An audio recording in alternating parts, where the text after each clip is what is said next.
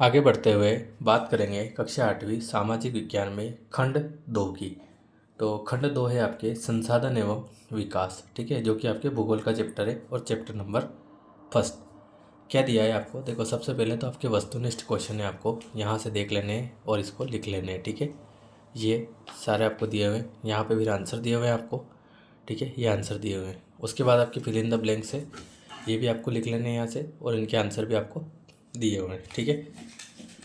शुरुआत करते हैं अति लघुत्तरी प्रश्न से। देखो, मानव संसाधन क्यों महत्वपूर्ण है, ठीक है। मानव संसाधन इसलिए महत्वपूर्ण है क्योंकि मनुष्य की योग्यताएं ही भौतिक पदार्थों को मूल्यवान संसाधन बनाने में सहायता करती है, ठीक है। उसके बाद सेकंड क्वेश्चन है, 4 प्राकृतिक उपहारों के नाम बताइए। मतलब जो प्रकृति से जो मिलने वाले जो गिफ्ट है वो बताने हैं, ठीक है। तो देखो, जीव जंतु है ना, खनिज, नदियाँ और वनस्पति, ठीक है। तो ये हमें प्रकृति द्वारा मिले हुए हैं। उसके बाद है, मानव को बहुमूल्य संसाधन बनाने में कौन मदद करते हैं? तो शिक्षा और स्वास्थ्य, ठीक है।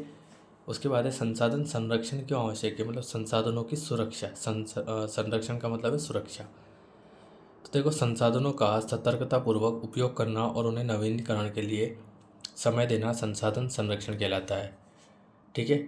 क्या है लिखा हुआ था, ठीक है। मानव निर्मित कोई 5 संसाधनों के नाम, जैसे मानव ने निर्मित किया है, जैसे पुल, मशीनें, सड़क, भवन, उपकरण, वाहन, है ना, कुछ भी हो सकता है, ठीक है। उसके बाद है लघु उत्तरीय प्रश्न में पहला है मोस्ट इंपॉर्टेंट क्वेश्चन, संसाधन की डेफिनेशन पूछी हुई है। हमारे पर्यावरण में उपलब्ध प्रत्येक ऐसी वस्तु जो हमारी आवश्यकताओं को पूरा करने में प्रयोग की जाती है, ठीक है, और जो संसाधन कहलाते हैं, ठीक है। प्रयोग की जाती है या की जा सकती है, संसाधन कहलाते हैं। बस यहीं तक लिखना है आपको, ये वाला आपको नहीं लिखना है, ठीक है, बहुत बड़ा हो जाएगा इसलिए।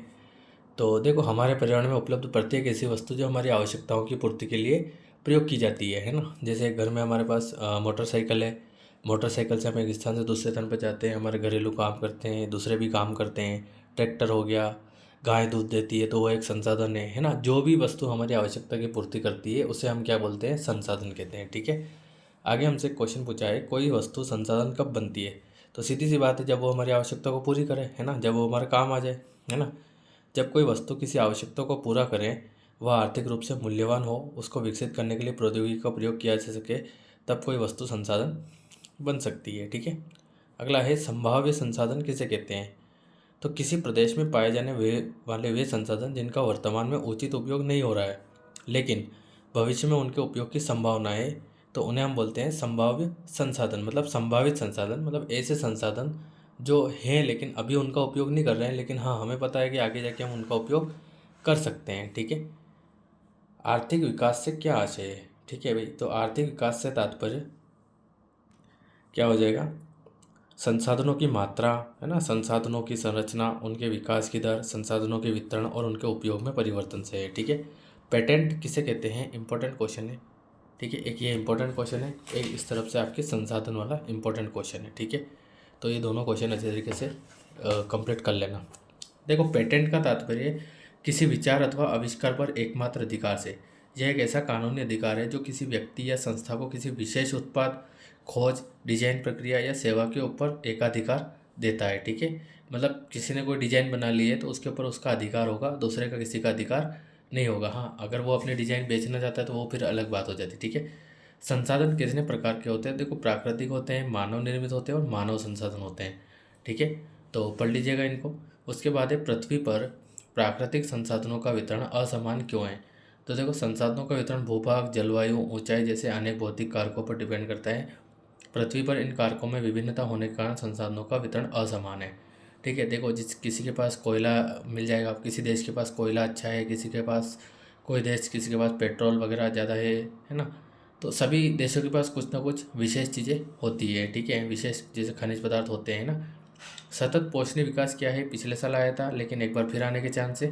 तो यह आर्थिक विकास की प्रक्रिया है जिसका उद्देश्य ऐसा है कि भाई प्राकृतिक संसाधनों का सावधानीपूर्वक उपयोग करना है, जिससे वर्तमान और भावी पीढ़ियाँ, मतलब जो आने वाली जो पीढ़ियाँ हैं, उनकी आवश्यकताएं भी पूरी हो सके, ठीक है। फिर सतत पोषणीय विकास का मतलब क्या है कि भाई अभी संसाधन जो है हमारे पास, उनका प्रयोग इस टाइप से करना है, हमें सावधानी रखनी है कि भाई अभी तो हमारी जो है आवश्यकता पूरी हो जाए, लेकिन आने वाली पीढ़ियों के लिए भी वो बचे रहें, ठीक है। जैसे पानी हो गया, है ना, और आपके जल हो गया, जैसे कोयला हो गया, पेट्रोल हो गया, है ना, ये सारी चीज़ें संसाधन है। ठीक है, आगे है आपके एक क्वेश्चन पूछा हुआ है 2023 में और इस साल फिर से आने के चांसेस है। देखो इंपॉर्टेंट क्वेश्चन है इसलिए बता रहे हैं, ऐसा नहीं है कि सन में आया हुआ है इसलिए। नवीनीकरणीय और अनवीनीकरणीय संसाधन क्या होते हैं? तो देखो नवीनीकरणीय संसाधन तो वो होते हैं जिन्हें एक बार उपयोग करने के बाद दोबारा उपयोग किया जा सकता है, और अनवीनीकरणीय क्या होते हैं? तो ऐसे जिनको एक बार उपयोग करने के बाद दूसरी बार उपयोग नहीं कर सकते हैं। ठीक है, अगर आपको इसमें लिखना है तो आप ऐसा लिख सकते हैं कि नवीनीकरणीय संसाधन ऐसे संसाधन होते हैं जिनको एक बार उपयोग करने के बाद दूसरी बार फिर से उपयोग किया जा सकता है या दोबारा उपयोग किया जा सकता है। ठीक है, जैसे पवन ऊर्जा हो गई, है ना, जो है अपनी ज्वारीय ऊर्जा वगैरह हो गई, है ना, सौर ऊर्जा हो गई। लेकिन अनवीनीकरणीय संसाधन क्या है? तो इसमें हम लिखेंगे कि अनवीनीकरणीय संसाधन ऐसे संसाधन हैं जिन्हें एक बार उपयोग करने के बाद दूसरी बार उपयोग नहीं किया जा सकता है या दोबारा उपयोग नहीं किया जा सकता है। जैसे पेट्रोल हो गया, है ना, पेट्रोल एक बार डलवाएंगे वो ख़त्म हो जाएगा, उसके बाद फिर से दूसरा डलवाना पड़ेगा। ठीक है, उसका आप दूसरी बार उसको मतलब रिसाइकल नहीं कर सकते हो, है ना। कोयला हो गया, जलने के बाद राख बन जाता है। इनमें कुछ संसाधन असीमित है और उन पर मानव क्रियाओं का प्रभाव नहीं होता है। ये संसाधन वे हैं जिनका भंडार सीमित होता है। नवीनीकरणीय संसाधन जैसे जल, मृदा,